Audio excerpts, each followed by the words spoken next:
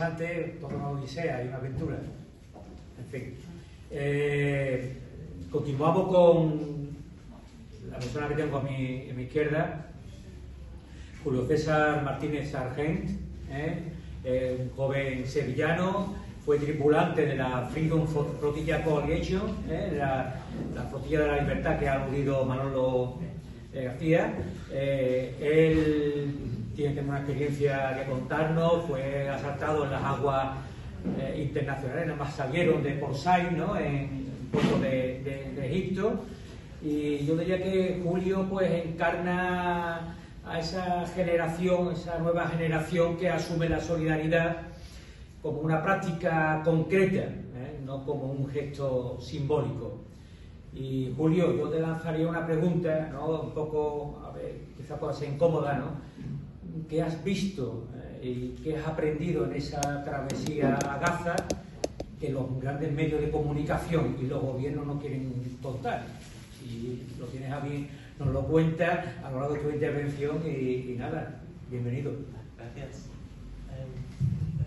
Sí. Bueno, antes que nada, agradecer a la red de activistas aquí en Sevilla por haberme invitado, también a Samson por haberme informado de este evento y por darme la oportunidad de participar. Gracias a todos por venir. Bueno, presentarme brevemente, porque yo también soy una persona muy escueta. Bueno, me llamo Julio César, tengo 21 años, actualmente soy estudiante aquí en Sevilla. Y bueno, pues he tenido una vida breve y no he tenido el privilegio de aún de llenarla de experiencias con todo este nivel humanitario, el activismo y de la ayuda a la gente que no tiene ningún privilegio. Yo me uní a la Freedom Flotilla Coalition, a la Flotilla de la Libertad, recientemente con esta última misión que tuvo en el barco llamado Conscience. Y me uní a la campaña que se llama Rumbo a Gaza, que es la campaña española de la organización. No sé si mencionar las razones por las cuales he tomado esta decisión, creo que es algo innecesario, pero bueno, ser escueto. Soy una persona que ve lo que está pasando, que ha sido bien educada y que sabe que cuando en cualquier actividad, yo cuando era pequeño, cuando era un niño, que no fue hace mucho, cuando cualquier niño se hace daño, el fuego para. El fuego para y al parecer la gente que nos gobierna no ha tomado esa lección de sus padres. Así que veo la obligación, tanto mía como de todo ser humano que tenga posibilidad, de asegurarse que esta educación y de estas lecciones que se nos dan de generación en generación sean respetadas. Así que, bueno, brevemente eso, no creo que mis compañeros han sido mucho más cultos y mucho más informados de la causa palestina, lo cual es una gran forma de ver el conflicto de una manera más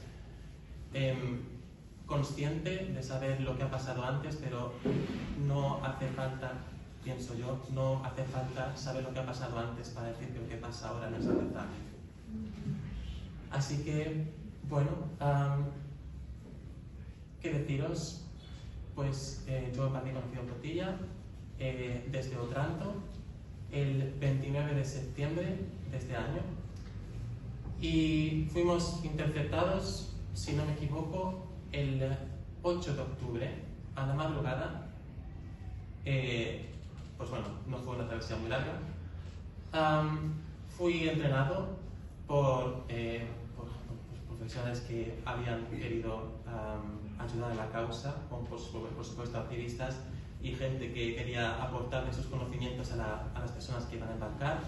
tuve entrenamiento legal, tuve entrenamiento de seguridad a bordo del barco, tuve entrenamiento médico, tuve entrenamiento de interacción no colonial, porque por supuesto en Conscience no había solo españoles, había gente de todas las razas, de todas las creencias, de todos los orígenes. Teníamos gente tanto de Malasia como de Alemania, como nativas americanas, de lo que se llama en su cultura la Isla de la Tortuga, que es la actual América del Norte, México, Estados Unidos y Canadá. Por supuesto, 3 proyectos coloniales que ahora, por su fuerza incontrolable, no han podido perfectamente con la población que antes poblaba esas tierras.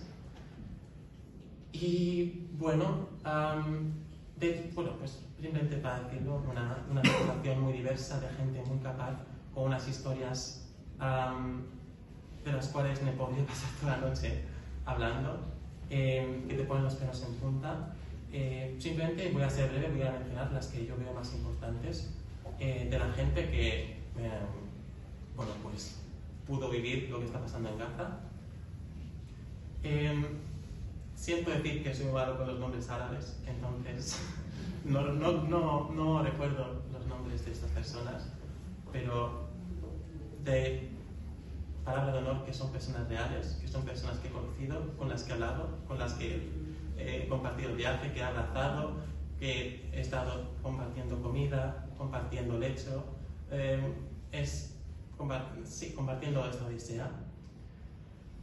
Pues menciono un médico jordano, pero de ascendencia palestina, es decir, pasaporte jordano, me refiero, que tuvo, no sé si decir el privilegio o el castigo de ser un médico que estuvo en Gaza mientras este genocidio estaba en curso.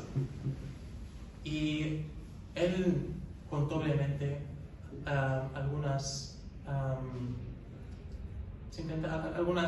detalles de lo que ha vivido, entre ellos mencionar que no duró 10 minutos hasta que ya tuvo su,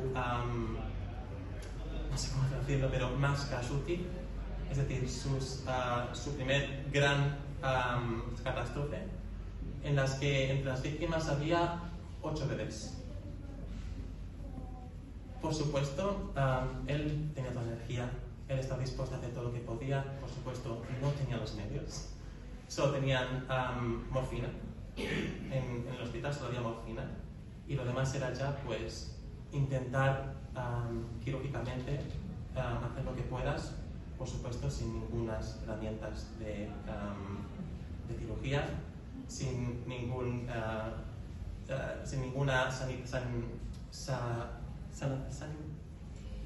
medida sanitaria. Entonces, por supuesto, se centró en estos 8 bebés. La mayoría murieron a los pocos minutos. Hubo uno al que pudo, mediante compresiones en el pecho, al que pudo sacar un pulso, a lo que después otro miembro del equipo del hospital dijo: no lo hagas. No lo hagas porque no tenemos camas para este niño. No hace falta reanimarlo, va a morir. No había forma de evitarlo. Era él, hubo otros que estaban antes. Entonces, simplemente, él se quedó en shock, no pudo moverse durante 2 horas. Y siguió adelante después, porque a las pocas horas hubo la segunda catástrofe a gran escala, con otras muchas más víctimas de todos sexos, de todas edades. No quiero mucho desarrollarlo porque realmente no necesita más. No hace falta mencionar más, esto es suficiente. Después tengo la historia de un periodista italiano, homosexual, que fue a Gaza durante 2012 hasta 2014.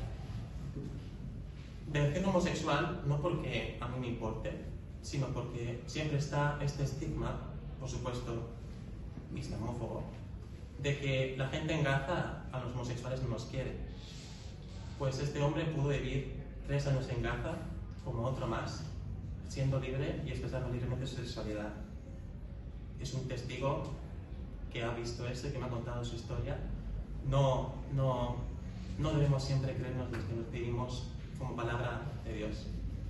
Hay muchos intereses en intermedio. Entonces, cuyo nombre me acuerdo, se llama Vincenzo. Este italiano es más fácil. Fue periodista en Gaza, fue el que intentó desde las raíces empezar la primera agencia periodística internacional en Gaza. Y bueno, pues por supuesto desde el principio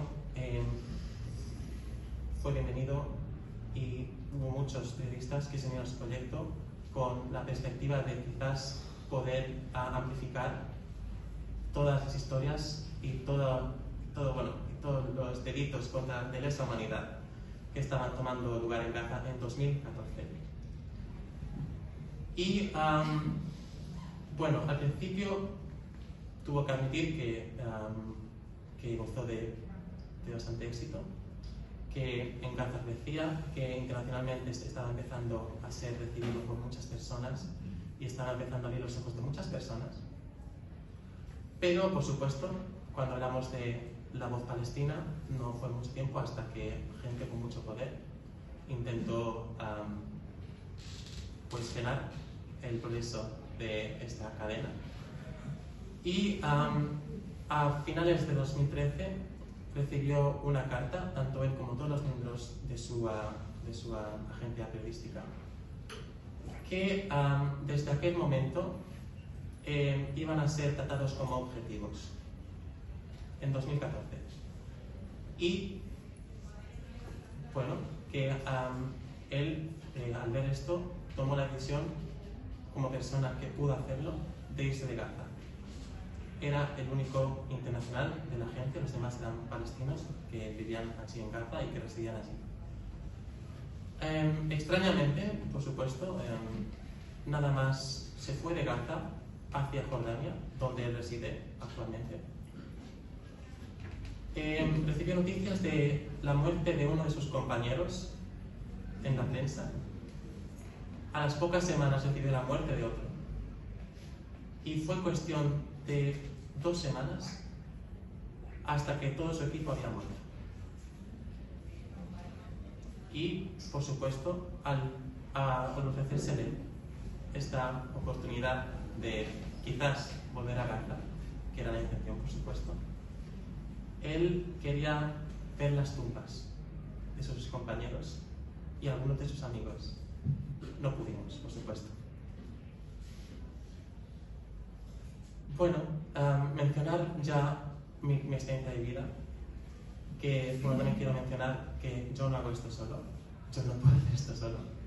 Yo gozo de la compañía y del apoyo de mi compañera en delito, que se llama Andrea Liz, con la que siempre estoy junto cuando hacemos estas cosas, y sin su ayuda no podría haberlo hecho. Entonces, bueno, simplemente quiero mencionarlo, que sin ella no estaría aquí y que, muy a pesar de lo que ella había querido, no podía estar presente. Pues salimos de Otranto, Italia. Otranto está en Apulia, está en el tacón de la bota, entonces bastante estratégico pues, para salir a Gaza desde ese país. El barco era más chatarra que barco. Era un ferry turco del 75. Los ferries, bueno, para la gente quizá a lo mejor no sepa los tipos de barcos, los ferries son barcos de muy poco calado. Normalmente para travesías de ida y vuelta podemos poner, por ejemplo, el ferry de Ceuta a Algeciras, el ferry de Calais a Dover en Francia, los ferries entre Estambul, por ejemplo. Son barcos para travesías muy cortas y para aguas bastante calmadas. Este barco no estaba hecho para cruzar el Mediterráneo. Pero bueno, fue adaptado para ello de la mejor manera posible. No, simplemente vamos a decir, tanto Manuel como yo no fue un crucero. El ferry no tenía habitaciones, la gente dormía en el suelo, incluido yo, por supuesto. Teníamos 4 baños operacionales para las 92 personas a bordo. Baños que, por ejemplo, por cierto, no funcionaban con agua salada, funcionaban con agua dulce.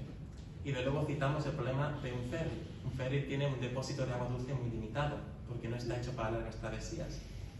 Entonces, no quiero entrar en detalle, pero el uso de las cisternas en los baños era limitado por ello. Entonces no quiero que se imaginen cómo olían los baños. Comíamos 2 veces al día, 2 veces bastante poco, porque queríamos guardar la comida que había para cuando llegásemos. Bueno, por supuesto, por la misma razón, no podíamos ducharnos.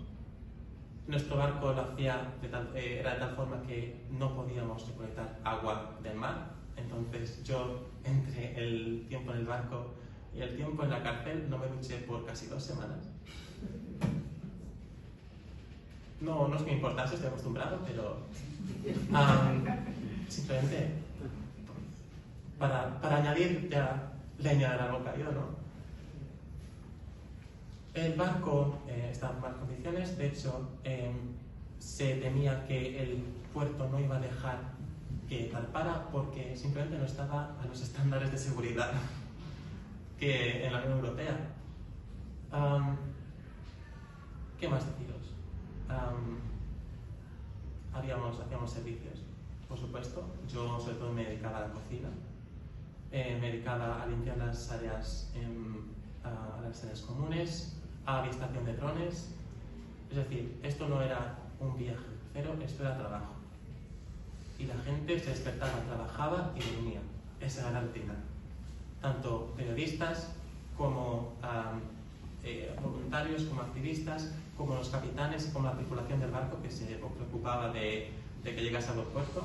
Al final no fue posible. Y a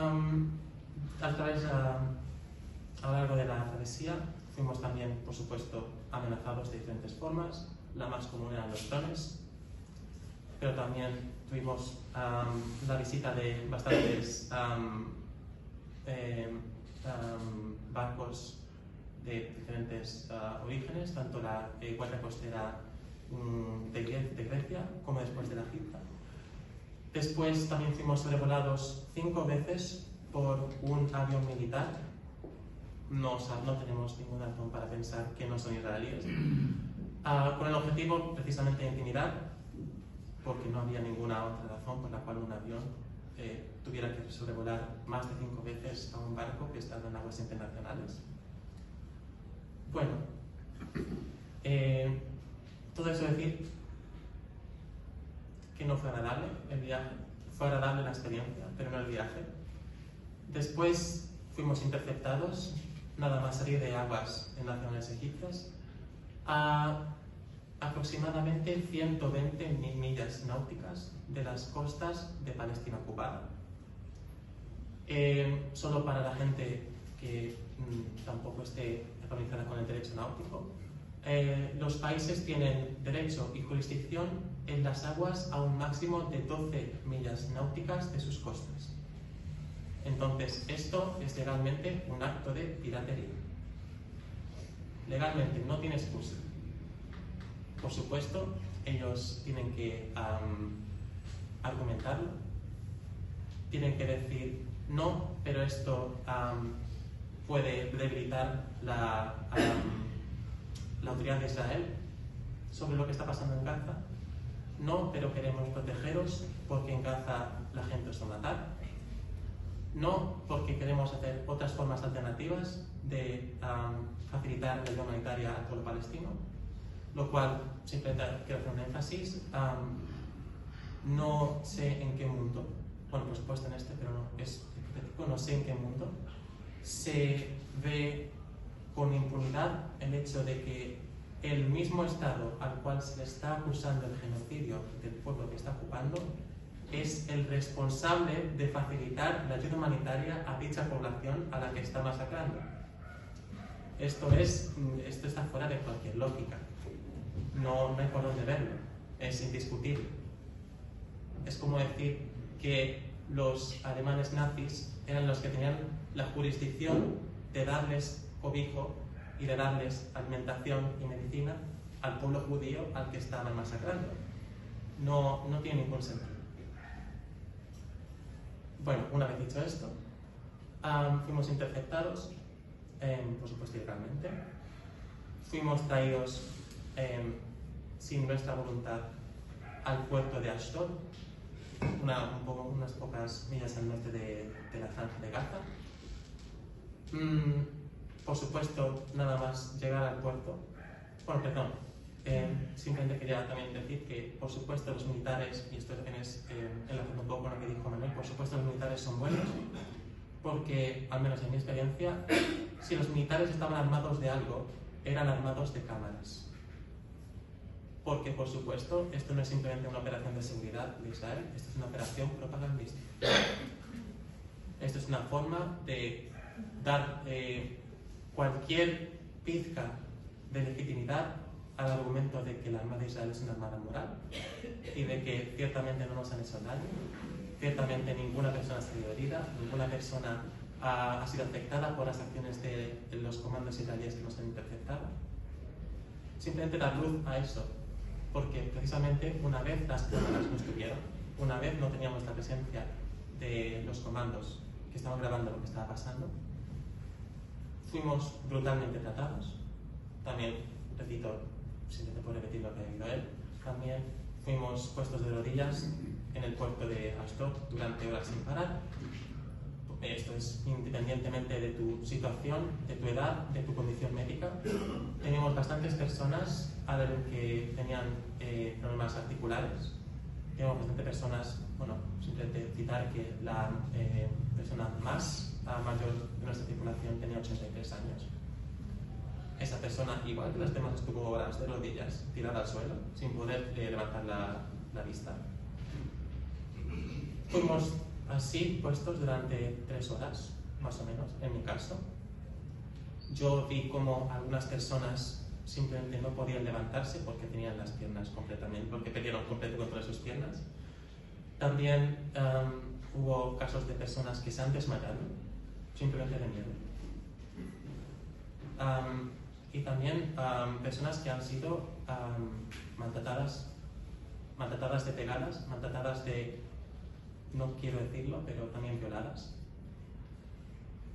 Y bueno, yo tuve la suerte de no ser víctima de estos tratos. Yo soy una persona joven que tampoco tuvo una gran inconveniencia de estar perdidas durante unas pocas horas, pero esto no es la situación de todos ni de todas. Una vez en las aduanas fui tratado como un perro, no se me permitió verlos a los ojos, no se me permitió sonreírles a la cara, no se me permitió un abogado tampoco, aunque legalmente tengo el derecho a un abogado y levanté la voz al respecto, nunca se me facilitó un abogado. En la flotilla en la que yo estuve, que fuimos aproximadamente 150 personas, solo 100 tuvieron presencia de abogados. Las otras 50 nunca vieron su abogado, que es mi caso. Bueno, fui por supuesto, me hicieron preguntas estúpidas, preguntas que simplemente intentaban incriminarme de una forma, por supuesto, no autorizada. Por supuesto, decir, ¿sabes quién es Hamas? ¿Sabes qué está pasando en Gaza? ¿Has participado en protestas anti-israelíes en tu país de origen? Nosotros, por supuesto, fuimos entrenados y cualquier cosa que nos tirara nuestro pasaporte no iba a recibir ninguna respuesta. Pero bueno, simplemente por saber la poca voluntad que tienen las autoridades israelíes de ofrecernos un proceso válido, un proceso legítimo y humano. Después, a mí, como a todos los demás, se nos quitaron todas esas posesiones, nos dijeron que después las íbamos a destruir. No es el caso, no fue el caso para la mayoría. Después se nos vendaron los ojos, lo cual es ilegal. Y también se nos esposaron y se nos metieron en un camión rumbo a Aktios, a la prisión más grande del mundo. A la prisión antiterroristas, donde compartimos compartimos el complejo con gente que está cumpliendo cadena perpetua, porque ahí es donde acaba la gente que tiene esas condenas en Israel, que acaban de salir en esa prisión. Por supuesto, mucha gente sabía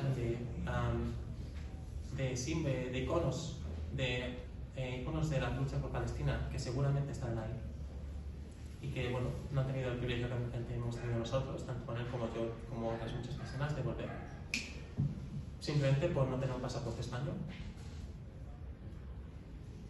Más tarde, cito lo mismo, de 5 camas que tuvimos para 9 personas, yo dormí en el suelo.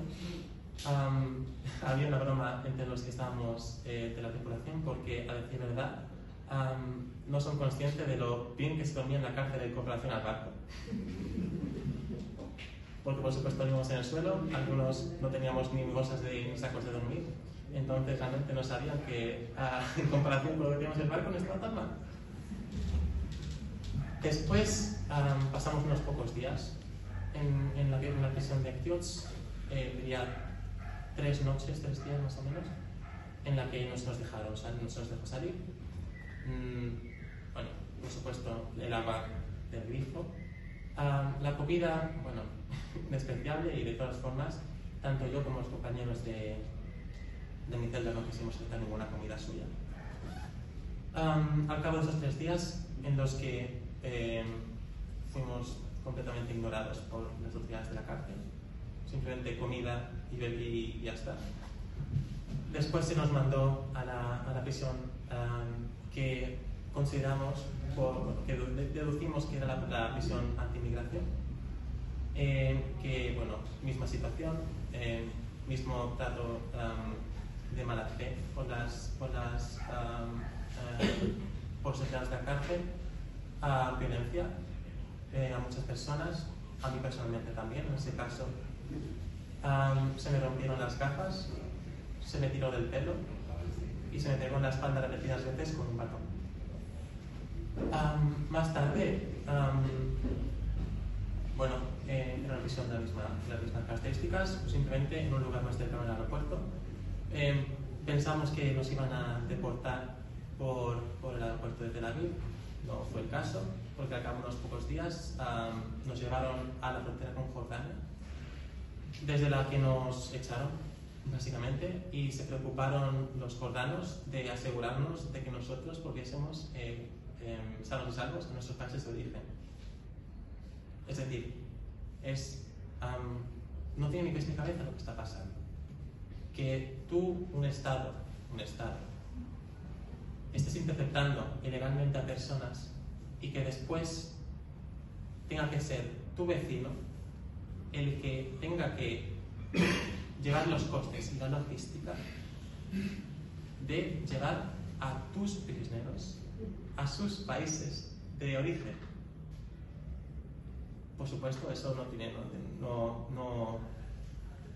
ningún sentido. No tiene ningún sentido. Bueno, después, por supuesto, el gobierno jordano tampoco quería involucrarse mucho, porque pidió a nuestras respectivas organizaciones de pagar los costes de los vuelos. Así que realmente no va a ayudar a nadie. El consulado español, tanto en la prisión de Kiotz como después en Jordania, tuvo una legislación muy limitada, no tenía ningún control de lo que estaba pasando y simplemente querían asegurarse de que estábamos ahí, porque no sabían de nosotros. ¿Qué más contaros? Poco más. Es muy triste. Y por lo que seguramente habéis notado ahora, no se me da bien hablar. Pero es algo que he hablado que hemos hablado en conjunto con la tripulación del Constance. Y es que la misión no es simplemente irse al barco e intentar llegar a Gaza. La misión es después dar tu testigo. Y no porque tú seas un pobre chico de 21 años que ahora ha interceptado y ahora ha sufrido un trauma terrible durante 6 días, sino por las personas que no han tenido tu privilegio de ser un ciudadano español, a las que nadie ha visto, de las que ninguno de sus queridos sabe su situación, y de las que nadie habla y que sin embargo siguen ahí. No por 6 días, no por 6 meses, no por 6 años, por más. Esto es también por las personas que han sido ilegalmente detenidas sin ningún juicio y sin ningún proceso de cualquier tipo, simplemente por el hecho de representar una amenaza al proyecto que la entidad sionista está intentando llevar a cabo en Gaza y en Cisjordania. Poco más que contaros, es un poco lo que he vivido y es también lo que han vivido otros que no han podido estar aquí para contaros.